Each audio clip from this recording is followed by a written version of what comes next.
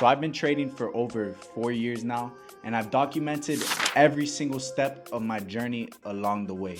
And today I'll be going over the 5 biggest lessons I learned from my entire trading journey, so you don't end up making the same mistakes that I made, and you can end up becoming a profitable trader way faster than I did. It took me around 2 years to finally start seeing profits in the market. And if I knew about these 5 key lessons I'm about to tell you, it would have cut my learning curve in half. And the 5th one is probably the most important. So jumping right into the first biggest lesson, which was losing way more than I was winning. It's not about whether you are right or if you are wrong. It is about how much money you make when you are right and how much money you lose when you are wrong. After I was losing money for around 2 years, I finally had a self-awakening and realized why I wasn't a profitable trader. It's because I was losing way more than I was winning. Even though I was taking trades with like a 1-to-2, 1-to-3 risk to reward ratio, my monthly statement at the end of the month was always at a loss. Every single month without failing. That means every single month I was making a consistent loss, not consistent profits. Yeah, maybe here and there I was getting some gains, but I was always ending the month negative, losing way more money than I started with. So after I reviewed my trading journal, I finally realized what I was doing wrong. I was cutting my winners way too early, and I was letting my losses run way too much. Something you, the person watching this video right now, is probably still doing. I wasn't actually following my risk to reward ratio because sometimes I would move my stop loss a little bit further when it would get hit, and sometimes put my take profit a little bit further, and over time these little things will add up. And as humans, it's built into our DNA. Everything we do is to avoid pain and seek pleasure. We always want to be right, and we hate it when we're wrong. We let our ego get in the way, and that is why we let our losses run, praying that it gets back into profits, and we cut our winners way too early. Now this was that aha moment for me. This is that moment that set everything off. So I knew if I wanted to become profitable, I had to do opposite of what I was already doing. I had to make sure that my winners were greater than my losses. I had to follow my stop loss and make sure I let my winners reach their take profit. I started doing this, stayed disciplined, and the rest is history. And that brings me to the second lesson, which is losing can be good sometimes. This is my motto, and I tell this to every single person that I have taught. Any loser you have can be turned into a winner if you learn from it. If you want to trade for the long term, you have to change your mindset around losses. Trading is a business, and every business requires business expenses. So treat your losses as a business expense. The best traders in the world learn from their losses so they don't end up making the same mistakes over and over again. When I place a trade in the market, I don't 100% think that it's going to go my way, because anything can happen. This is what our stop loss is for, to save us from losing more money when our plan is invalidated. And this helps me react to the market and pivot my position if necessary. Every single trader knows that losses are a part of the game, but not every single loss is bad, and not all losses are the same. Not every loss you have is going to be a bad loss. There's also good losses. What determines a good loss and a bad loss is not the amount of money that there is. It's about the context. So for example, let's say you enter a trade because it is an A+ setup, it has many confluences, and it's aligning with your trading strategy. You enter in with a comfortable lot size, but for some reason, some unexpected news comes to play, and it causes you to lose the entire trade, but you ended up using the proper risk. That right there is what I would call a good loss, because you're using proper risk, you're following your trading plan, and it's not your fault that the trade didn't play out as you thought it would. Now let's say you get angry, you get emotional and upset, and you don't follow your trading plan. You just care about making the loss back the same day. So now you enter the next trade randomly without any confluences, nothing aligning to your trading strategy, and you end up taking a loss. That right there is what I would call a bad loss. So good losses are trades that didn't go well, but you used proper risk and you followed your trading plan. Bad losses are trades you take randomly that are based off of emotion with no trading plan. Now, everyone has bad losses. The key is to recognize and learn from them. As a matter of fact, a bad loss can actually be one of your most valuable lessons. Like I said earlier, any L can be a winner if you learn from it. This can be a great lesson because pain is the best teacher.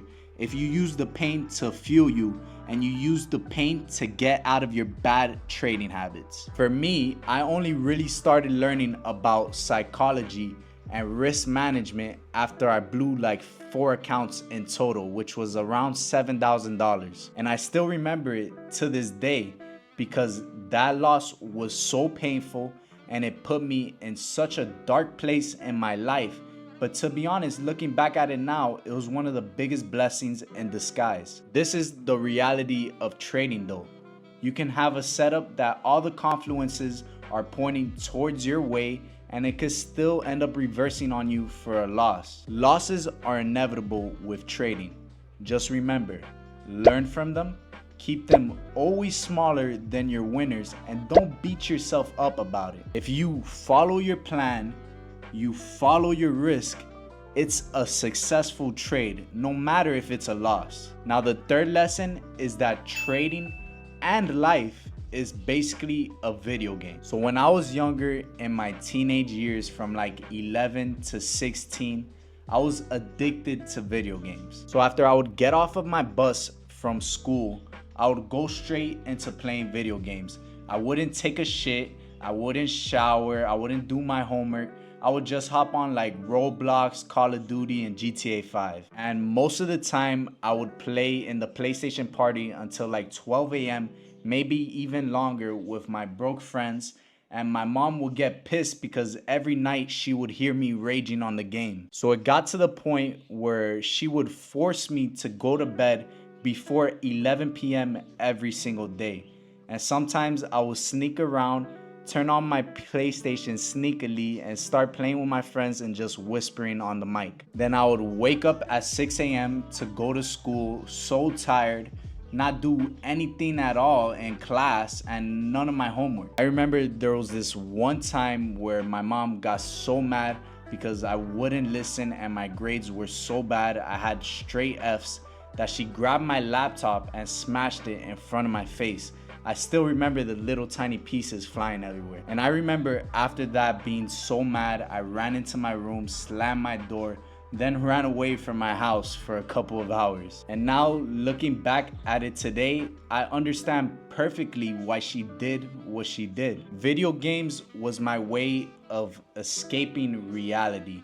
I would get nice cars, nice mansions in GTA as a way to escape from real life. I would strive in the virtual world because I was sick of being a loser in real life. I was afraid to face the reality that I was broke, insecure, and lonely. You see, the conventional way to success has already been indoctrinated into your mind since you were little. Go to school, get a degree, find a nice job, and retire at 65 years old so you can finally enjoy your life. And to be honest, this should really scare you. The truth is, you don't need to play the conventional game. You don't need to live a boring, mediocre lifestyle. This is why you need to study, learn, and master trading. The only way to escape the system is by getting access to the 3 types of freedom, which is financial freedom, location freedom, and freedom of time. These are the privileges only accessible to the 1% of traders. So video games are fun because we level up and earn rewards for leveling up. So treat trading and life as a video game. The more you work on trading, the more you level up in life and the more rewards you will eventually obtain. When you choose the market you are trading, you are picking your player.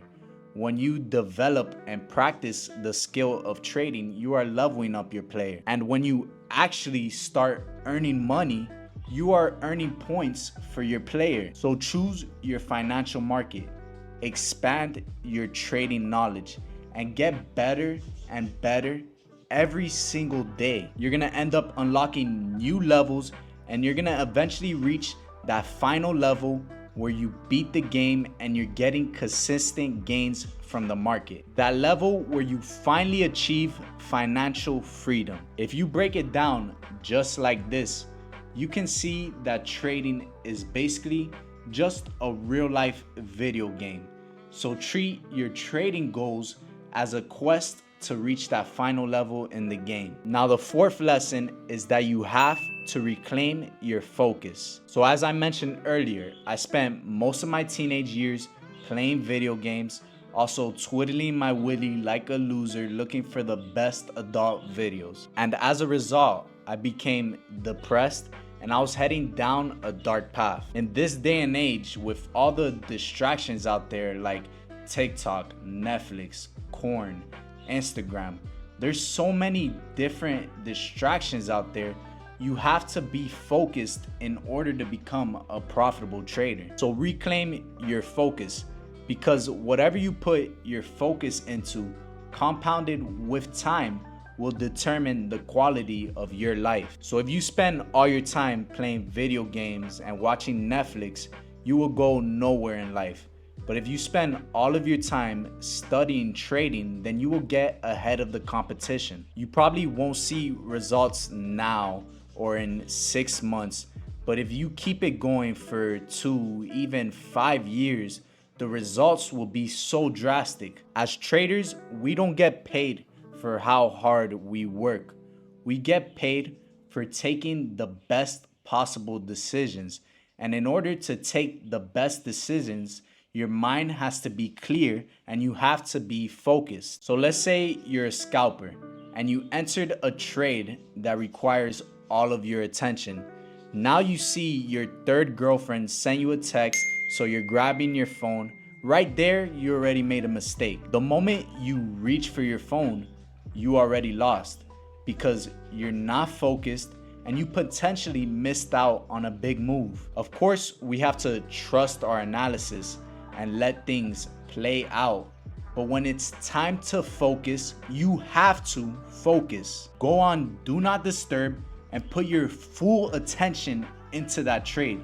Just like you should be putting your full attention into watching this video right now, because you have to be fully locked in, because there's always someone on the other side who is more focused, more disciplined than you, because they want it more than you. Now, the last, and as stated, probably the most important lesson is that trading is 90% about psychology. There's this famous quote by Mark Douglas that states, "The consistency that you seek is in your mind, not in the markets." And every single successful trader can agree that trading is 90% psychology and 10% about analysis. Yet, beginners will focus 100% of their time focusing on only analysis, trying to find the best strategy on YouTube or TikTok, whatever it is, flip-flopping day and day from a different strategy and not actually staying consistent. You need to start thinking it through. Master your mind. You need trading discipline. For example, the best boxers in the world say that the biggest opponent they can face in the ring is themselves, because only you can determine if you are successful or you are not. If you are a boxer drinking and smoking every day, the biggest opponent right there is you, because you're not training, you're not being disciplined in the gym, so you're gonna end up getting a loss. You're gonna gas out, get knocked out, and wonder why you just lost the fight. This is the same thing with trading. You will be your biggest enemy if you're not following your plan, you're getting emotional and cutting your winners early, and also emotional and holding your losses for way too long. You can make any strategy work. Just stick with one, master your psychology and your emotions, because trading discipline is one of the most important parts of trading, and not too many people talk about it. Instead, they just want to sell you their BS course, acting like they have the holy grail strategy, but that does not exist. So since you're still watching this video, I have a little gift for you since you're still here. And that is 9 trading psychology tips you must follow. First, stick to your trading plan. Know when to get in and get out. Always use a stop loss. Never enter a trade off of emotion. Learn from your losses. Focus on quality over quantity. Decrease screen time to avoid analysis paralysis. Learn from mistakes in the past. Be patient and wait for the trade to come to you. So that's it for this one. Make sure you hit that like and subscribe button if you found this video valuable. Remember, this is a new channel, guys, so I'll really appreciate it to push it out to the algorithm.